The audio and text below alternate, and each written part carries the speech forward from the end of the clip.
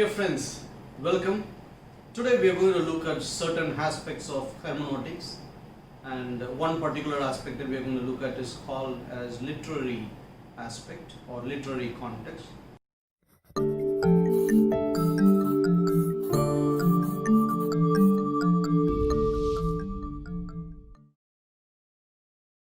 How can we look at the literary context? How can we understand the meaning of words is one of the things that we are going to look at for today. This video is going to concentrate on one particular passage which is in the book of John, and it is in chapter 15 verse 16. The verse goes something like this. Allow me to read this one. It says, "You did not choose me, but I chose you and appointed you that you should go and bear fruit, and that your fruit should abide, so that whatever you ask the Father in my name, He may give it to you." So this is the verse from John chapter 15 verse 16. My question for you today is that what is the meaning of the word fruit? What will be the meaning of the word fruit in this passage? When I ask this question to a few of my students, usually the students answer with two different answers. Usually there may be more than two answers, but two common answers are, one is from the book of Galatians chapter 5 verse 22 onwards, the fruit of the Spirit. And here Jesus is saying you have to go and bear fruit, and then the students will say that this fruit is nothing but fruit of the Spirit, joy, peace and other things. So they will just talk about the fruit as fruit of the Spirit. Second group of people or few other students would answer this one. This fruit is nothing but disciples. You going and making more disciples is the one that Jesus is saying, because here Jesus says go and bear fruit, and it might mean disciples. So these are two common answers I frequently encounter in my classes. What do you think? What do you think is Jesus saying here? When he says you have to go and bear fruit, what do you think is the fruit? Is this fruit of the Spirit? Is Jesus saying you have to go and bear the fruit of the Spirit? Or is Jesus saying you have to go and bear fruit, which is bringing more disciples to the kingdom of the Lord? Is this what Jesus is trying to say? What do you think? One of the things that we have to really understand, my friends, here is this. A word's meaning relies on the context of the passage.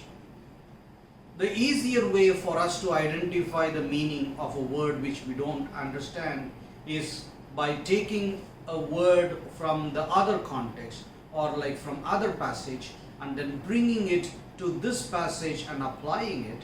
It is the easier way to interpret the passage. For example, we don't understand what is written here. When Jesus said that you have to go and bear fruit, we don't understand the word fruit, and it is easier for us to go to Galatians or to Matthew chapter 28, 19 and 20, where Jesus says that you have to go and make disciples, and if it will be easier for us to take these meanings from elsewhere and placing it here, because it's the easier way to understand the meaning. Here Jesus is not clear. He doesn't say what the word fruit is. He is just simply saying go and bear fruit. He is not saying the meaning. So we don't know what the fruit is. And immediately the word fruit, when click something in our mind, and we can just go to the passage there in the book of Galatians and then impose the meaning here. If not, we see this one go and bear fruit, and we see that go and make disciples, which is there in the book of Matthew, and it is just closer, the words are closer, so we just immediately think the word fruit means disciples. From that of Matthew chapter 28, 19 to 20, we can just bring that meaning and put it here. It is the easier way to do it. But that's not the way to read. For example, if I am sending a personal message to you, maybe in WhatsApp or in a message, SMS, you have to find the meaning within that message. You cannot just find the meaning from somebody else's message to understand what I've written. I will just explain this one a little more by showing what the word fruit means in different context. I can just go on and give a lot of examples, but I'm just going to give 3 or 4 for today. If you notice this one, Mark chapter 11 verse 12. And in this verse or in this passage, we see something interesting. Jesus is going and he was very hungry. He was in Bethany and he goes there and he's just looking at a fig tree and he wanted some fruit. He's just looking at the tree for some fruit. He could not find any fruit. And verse 14 of Mark chapter 11 verse 14, it says that he said to it, may no one ever eat fruit from you again. And the disciples heard it. And later on, he goes back again and he sees the whole tree is basically destroyed. So what we see here is that the word fruit in verse 14 of Mark chapter 11 means fig fruit. Am I right? What do you think? The word fruit here is just fig fruit. Does not have any other connotation. It does not talk about fruit of the Spirit. It's not talking about disciples. It is just plain fig fruit he is just talking about in the book of Mark. We can go to another example. Matthew chapter 12 verse 33. And here we see that either make the tree good and its fruit good, or make the tree bad and its fruit bad, for the tree is known by its fruit. So the word fruit here, the last word of the verse says that the tree is known by its fruit. If you notice very carefully here, Jesus is talking about fruit here, but he is not literally talking about the literal fruit. He is talking about fruit in a way that it implies the result. It implies the result of a person or the deeds of a person. If you have a good man, his actions will be good. And if you have a bad man, his actions will be bad. You can know a man by his deeds, is the one that Jesus is talking about in this particular verse in Matthew chapter 12 verse 33.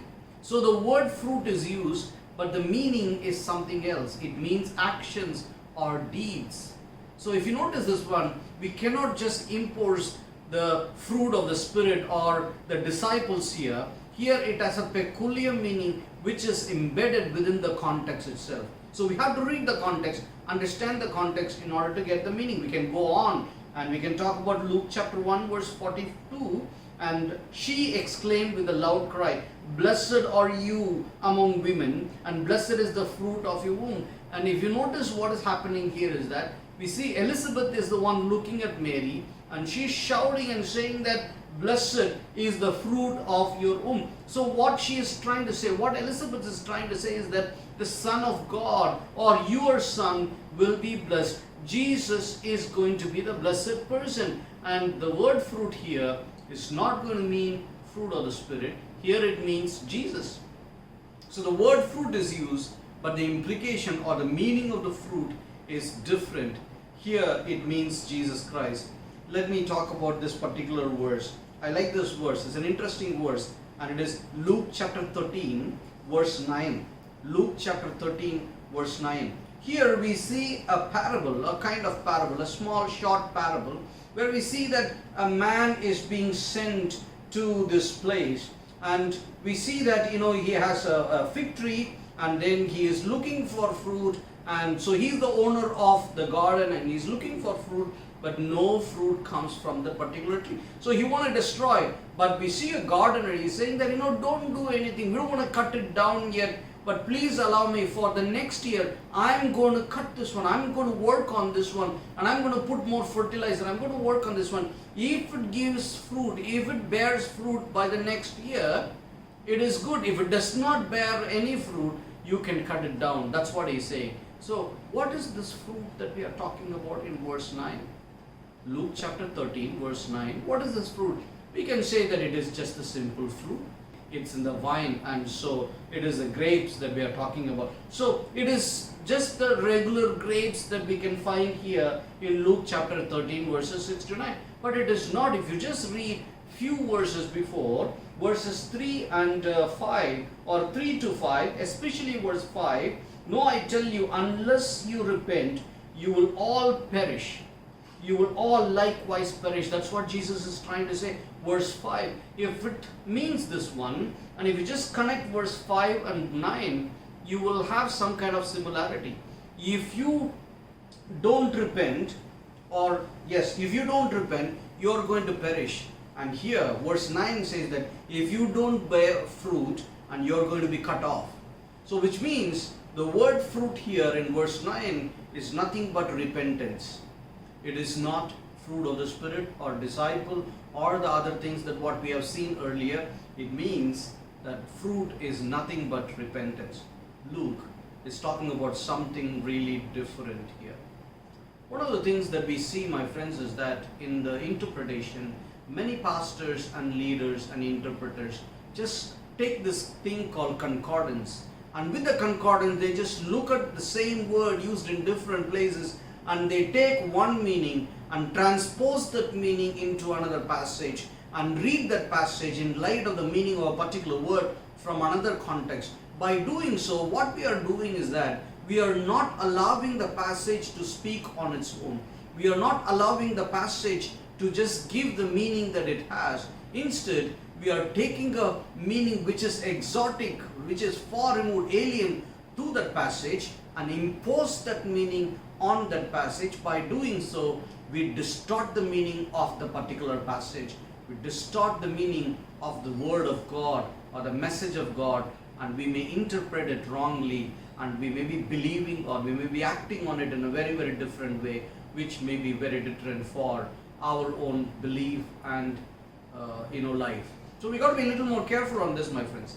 When we look at a passage, we have to look at that passage really carefully in order to understand the meaning of a word. One of the things that I mentioned earlier is this: in the literary context, we have to read few verses before and few verses later in order to understand the context. This will be the first step in any interpretation of the passage. Dear friends, please allow me to repeat again. When we interpret a passage, we have to look at the passage, we have to read the passage carefully by reading the few verses before and the few verses later in identifying what the author is trying to say in that particular passage. We have to identify this carefully by identifying from where this theme is beginning and what are some of the common words that are used and what are some of the common themes that are used in this particular passage, so that we can identify the beginning and the end of this particular passage. So this will be the thing that we will be talking about in the next few videos. We will be talking about this one in a little more detail, but for now I just want to tell you, in John chapter 15 verse 16, or this passage begins from verse 1 onwards and it ends by verse 17.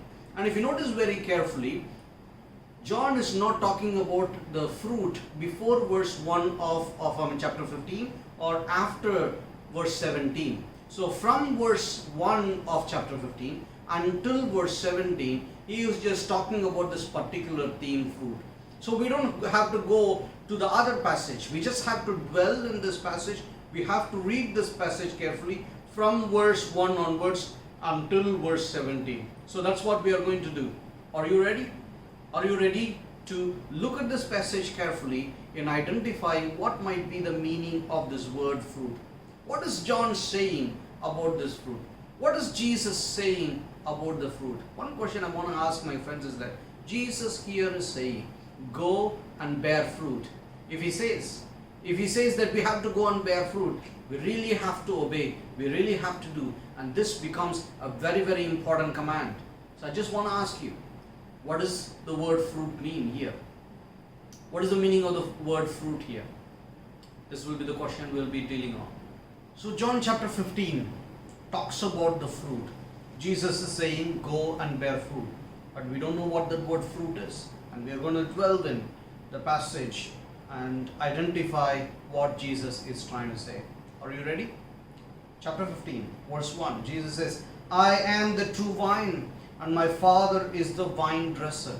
So Jesus is now doing what we call as exposition. He is just beginning a story, and he is just slowly going to explain few of the important aspects of the narrative.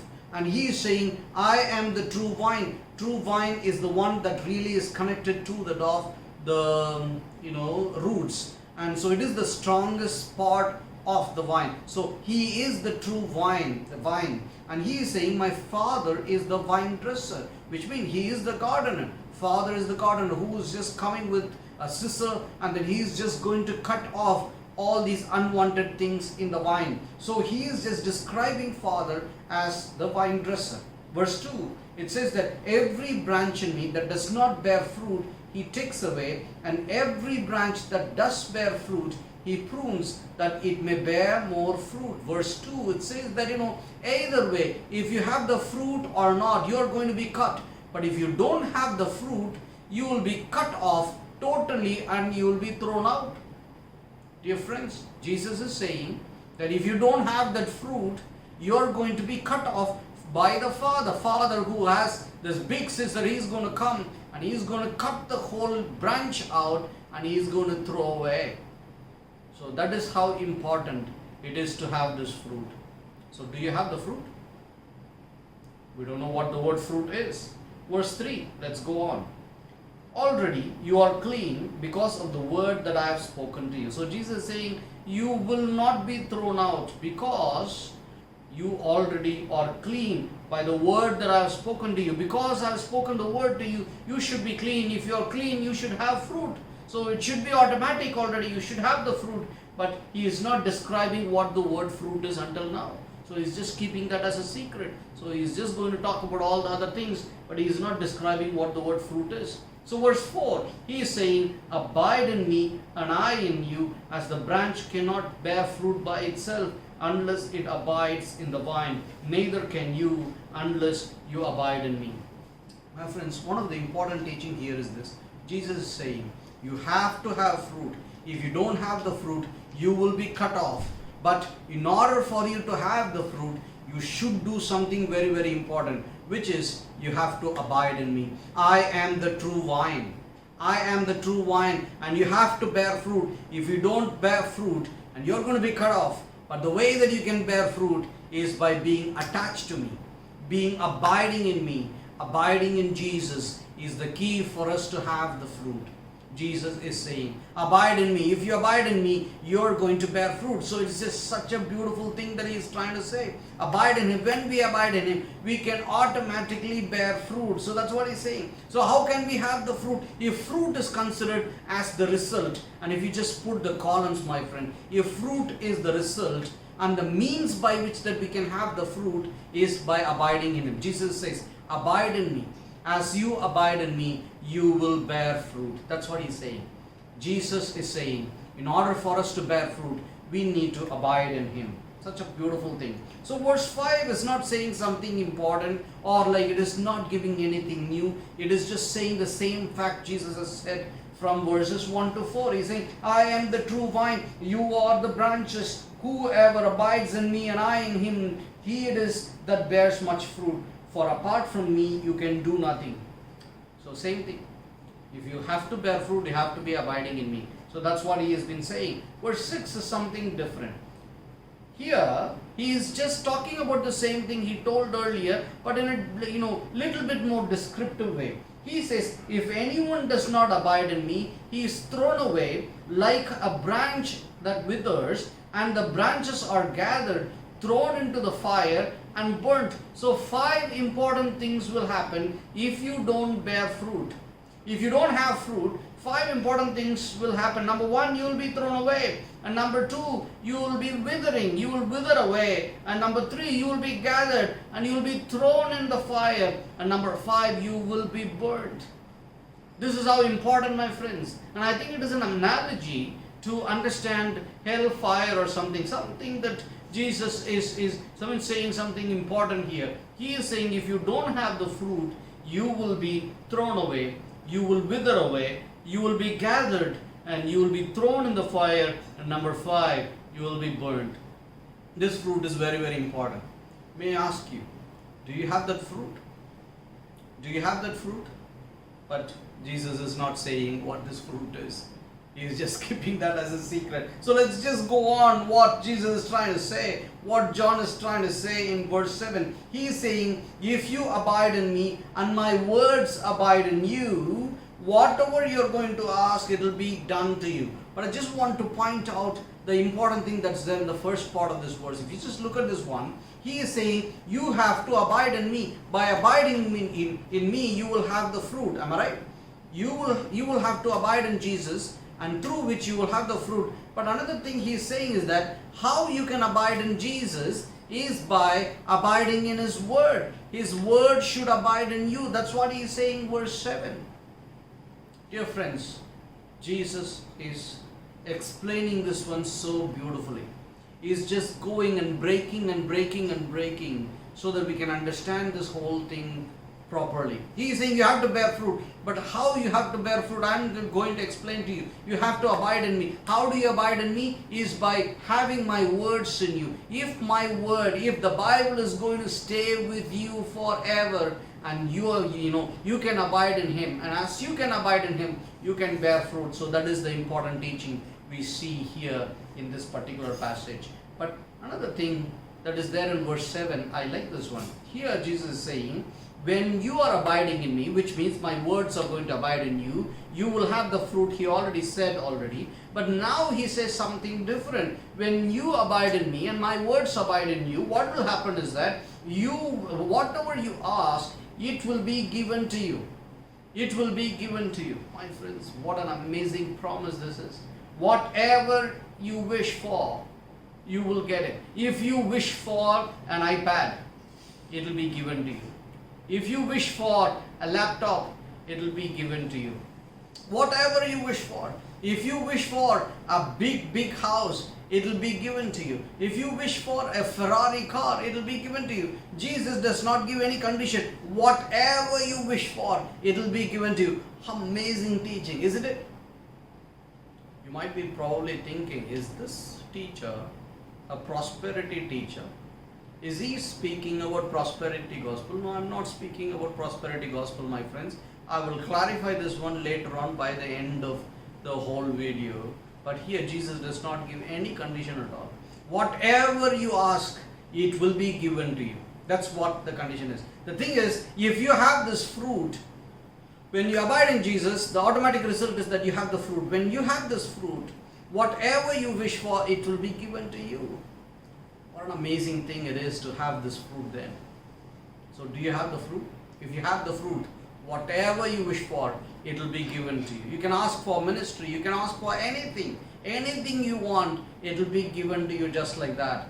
So if you just look at this chart, my friends, you can see this one, that means is there, abiding in Him, and then His words abiding in us, through which we can have the fruit, which is the result. But I put also another third column, where we can see that the byproduct of having this fruit is this, that whatever you wish for, it will be given to you. Let me repeat again. By abiding in Jesus, you can have the fruit, which is the result. But not just that, not just the fruit. Fruit itself is a great thing, but not just the fruit. You can also have byproducts. The byproduct is something that you can get when you manufacture something, am I right? So likewise, by having this fruit, you have a byproduct, which means whatever you wish for, it will be given to you. That is the amazing teaching that Jesus is trying to say here. Whatever you wish for, it will be given to you if you have the fruit. The problem is that we don't know what that fruit is. This fruit seems to be very, very important. We all need to have, and here the clarification is not given what this fruit is all about. This is the literary technique that John is using. He is saying many things. He is not really disclosing what this is. He is just beautifully increasing this intense or this need for our understanding. He is just keeping that as a subtle thing, as a secret, but he's talking about a lot of things. So it is just beautiful the way that he writes. It's one of the reasons, my friends, that we have to read the whole passage instead of few verses or few words in order to understand what the word fruit is. So let's go to verse 8. And we know that until verse 17 we have to look at it. So we are in verse 8. So verse 8, John is saying, by this my Father is glorified, that you bear much fruit, and so prove to be my disciples. If you notice this one, three important things are there. The second one is this, that by you bearing more fruit, what happens is this. Number one, Father is glorified. Dear friends, you and me as Christians, one of the important things that we want to do is glorify the Father. Am I right? We have to glorify our Father. We have to glorify Him every day of our lives, every second of our lives. We have to glorify Him. And we go to church, we raise hands and we worship Him, we clap, we sing, we do so many things to worship God and to glorify God. So Jesus here is saying that by having this fruit, you can automatically glorify God. You don't have to go to church and do all the things that we commonly do. Those are very, very important things we have to do. But here what Jesus is saying is that by having this fruit, you can glorify God every day of your life and every second of your life. How beautiful is that? How beautiful is that? So, should we not have this fruit to glorify God every second of our lives? So, do we have that fruit? We don't know what the word fruit is already. And here, Jesus is not saying what the word fruit is. But the second point here, Jesus saying in verse 8 is this: by having the fruit, we are proving to be His disciples. If you just see the chart, my friends, that you will identify that, by abiding in Jesus, we will have the fruit. By having the fruit, whatever we ask for is going to be given, and we will glorify the Father. Not just that, later on we also identify that we prove to be His disciples. How beautiful is that? If we don't have the fruit, we will not be considered as His disciples. In other words, by having the fruit, we are proving ourselves to be His disciples.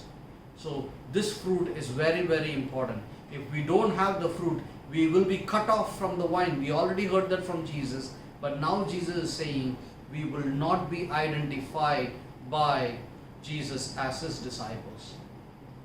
When I was young and I used to go to a church, my father was singing in few churches. He used to take me to a particular church. In that church, every believer had one particular badge. It was quite interesting. I really wanted that badge, and I wanted that badge because it was so beautiful. But the pastor of the church said that you cannot have the badge because you are not the believer of this church. If you become the believer of this church, and we will give you that badge. So that badge became the identity, the proof of the church. Likewise, Jesus is saying this fruit is the identity by which you will be identified as my disciples. If you don't have this fruit, you are not my disciples. That's what Jesus is trying to say here. How interesting is that? This is very, very important. We need to have the fruit. Without this fruit, we are not His disciples. Do we have the fruit? We should be if we are Christians, but here we don't know what the word fruit is. So John is keeping that a secret. He is going to the next verse. Let's go to the next verse. Verse 9, he's saying, as the Father has loved me, so have I loved you. Abide in my love. And now the new word is used, new theme is used, love is used. But here what Jesus is saying is that as the Father loved me and I also loved you, and He is using the word abide in my love. And we have to remember the word abide earlier means if you abide in me and you will have the fruit. So abiding in Jesus is the way that you can have the fruit, which means abiding in Jesus' love is the means of abiding in Him. So if you ask Jesus, Jesus, I want to bear fruit, how can I have that? He will say, abide in me first. And then later on He will say, how do you abide in me? My word should abide in you. And then He will say, if you abide in my love, you will have the fruit.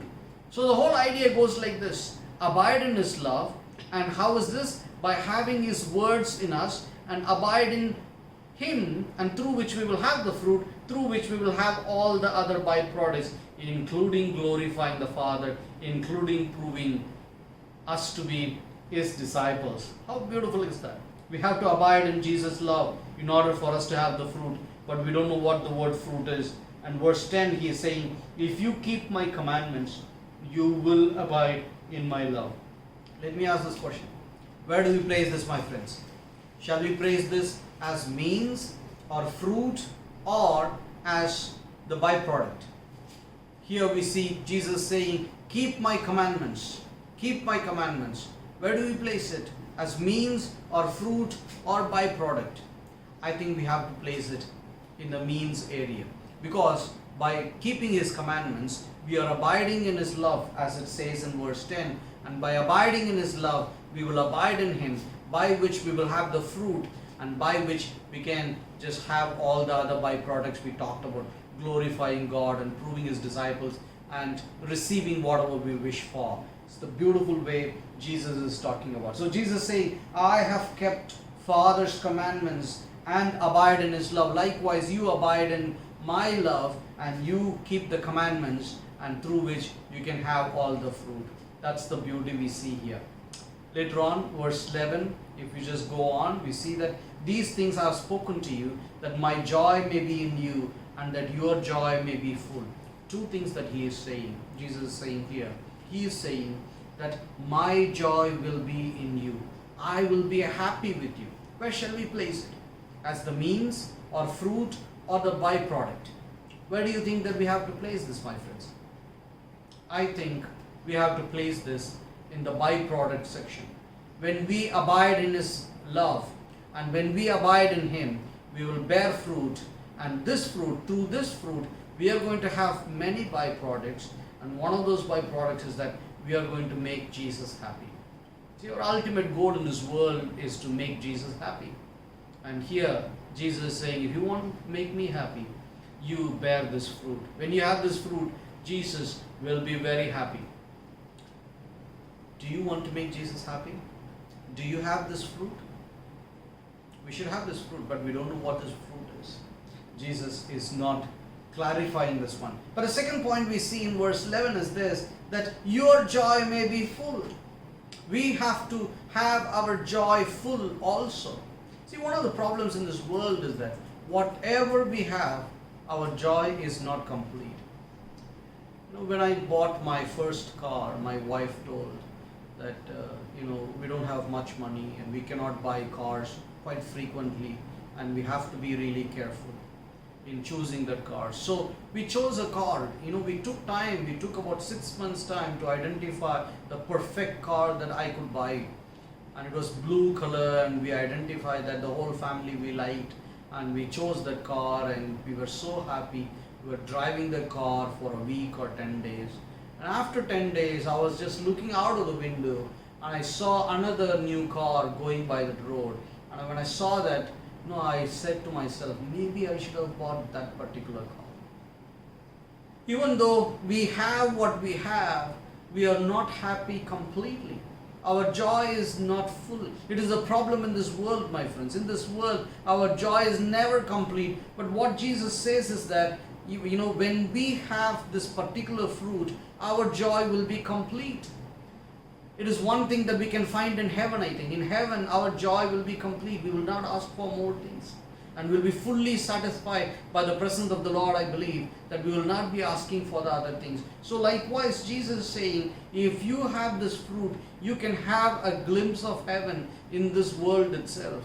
And you can feel heaven in this world. You can be satisfied, and you will not be looking for the other things anymore, and your joy will be complete. So by having this fruit, you can have two other byproducts, I believe, which is, one, we make Jesus very, very happy, and number two, our joy will be full and complete. Dear friends, by abiding in Him, by obeying His commandments, by abiding in His love, by having Jesus' words in us, we can bear fruit, and by which we can have all these byproducts, including making Jesus happy and making our own joy complete. How important is this fruit? Should we not have this fruit? Do you have this fruit? But we don't know what this word fruit is. Verse 12, Jesus says, this is my commandment, that you love one another as I have loved you. Maybe you thought about this already. Maybe this fruit is love. But if you notice, what is happening here is that Jesus already said that, in order for you to have the fruit, you have to love one another. You have to obey the commandment. But what is this commandment? Is love one another. So what Jesus is trying to say is that by loving one another, you will keep the commandment, you will abide in my love, and you will abide in me, so that you will bear fruit, so that you can have all these byproducts. So the point that I'm trying to say is that Jesus is saying, the real commandments that we have to obey is nothing but love one another. So we may have to place it in the aspect of means. Loving one another is the means by which that we can have this fruit, and still we don't know what this word fruit is. He is not clarifying at all. Verse 13, Jesus is saying, greater love has no one than this, that someone lay down his life for his friends. You are my friends if you do what I command you. What Jesus is saying is this: I called you as friends. If you bear this fruit, I call you as friends. You are my friends. Few young people who just jump up and down and sing this song, I am a friend of God. I am a friend of God. They believe that, by singing the song, they automatically become the friends of God. But I want to tell you, my friends, if you want to become the friend of God, we have to have this fruit. By having this fruit, we will be His friends. If we don't have the fruit, we will not be His friends. And we can just place this also in the byproduct section. And so we become His friends. Jesus goes on in verse 15 saying that, I did not call you as the servants, for servants do not know what his master is thinking, but I have called you friends, for all that I have heard from my Father I have made known to you. You did not choose me. Then our verse is coming. You did not choose me. I chose you, appointed you, so that you should go and bear fruit, the fruit that should abide, so that whatever you ask in my name, He may give it to you. Again, one more time He is repeating. Jesus is repeating, saying, whatever you ask, it will be given to you. It may be a big car, it may be a Ferrari car, it may be a big house, it may be big things. Whatever you ask for, it will be given to you, because you are my friends. When you have the fruit, whatever you wish for, it's going to be given to you. So Jesus is coming to the end of His conversation. He's saying, these things I commanded you, so that you will love one another. These things I command you, so that you will love one another. We already saw loving one another as the means by which that we can have this fruit. So we went through these 17 verses, my friends. If you just look at it, we went through these 17 verses. And in these 17 verses, Jesus is repeatedly saying you have to bear fruit. And the means by which that you can bear this fruit. And if you bear this fruit, what all the things will happen are told in a detailed manner. But He is not saying what this word fruit is. That's the ambiguous part here, isn't it? He is saying you need to bear this fruit. This fruit is very, very important. If not, if you don't have this fruit, you will not even be identified as my disciple. And it's a very, very key thing. And when we have this, whatever we wish for, whatever we ask for, it's going to be given to us. But He's not saying what this is. This is what I call as open secret. Open secret is nothing but you just talk about it all the time, but it's still kept as a secret. So how do we identify it? How do we understand this passage? What we are trying to do is interpret this passage to identify the meaning of this particular word fruit in this class of hermeneutics. So what we are trying to do is what this word fruit is and what Jesus meant by the word fruit, what John meant by this word fruit. That's what we are trying to identify. But here they are not saying what the word fruit is. So one of the things that we can do is, as I told earlier, if you're going to talk about a particular theme, you will be talking about that particular theme with certain repeated words. Few words will be repeated. Repeatedly it will be mentioned. So if you notice, 4 important phrases are frequently used in this particular passage. Number 1, the first one is that abide in me. Abide in my love. Abide. The word abide comes over and over again. So Jesus is saying, in order for you to bear this fruit, you need to abide in me. That is a very, very important thing. So He's saying that. And then second thing that I believe is that He's using the word bear fruit or fruit quite frequently. So the word fruit is very, very important, or bear fruit is important. So I would say that abide in me, to bear fruit, is the important thing that Jesus is talking about in this passage. But not just that. The third phrase I believe is this: obeying my commandment. Obey my commandment is frequently used as well. And obeying Jesus' commandment is very, very important. And later on, I also believe loving one another is another phrase that is frequently used. So if you notice this one, if you just put it all together, if you want to identify the main theme Jesus is talking about in this particular passage, is nothing but this: abide in me, to bear fruit by obeying my commandment, which is loving one another.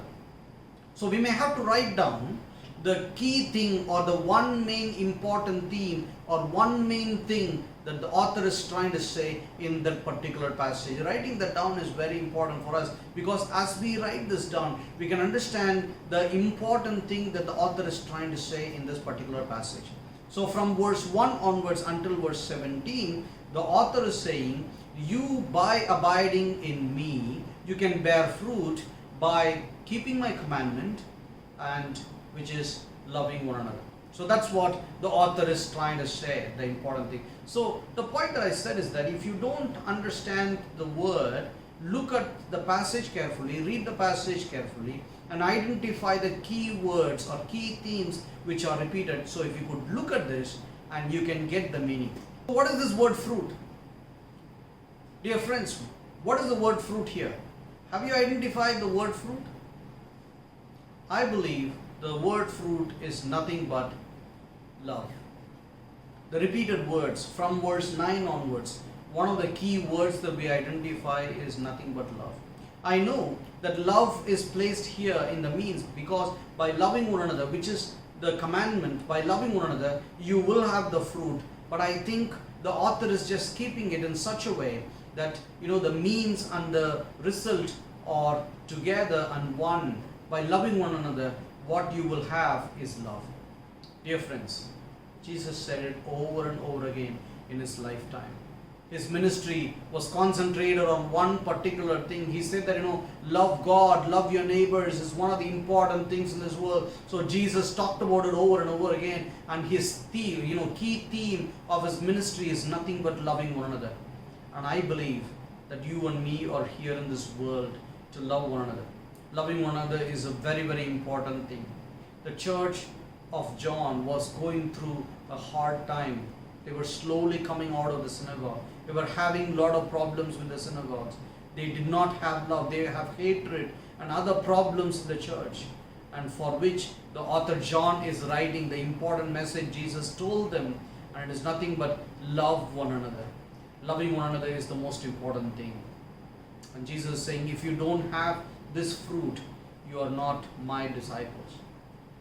Dear friends, if we don't love others, if we are not having this love in our heart, we may not be identified as Jesus' disciples.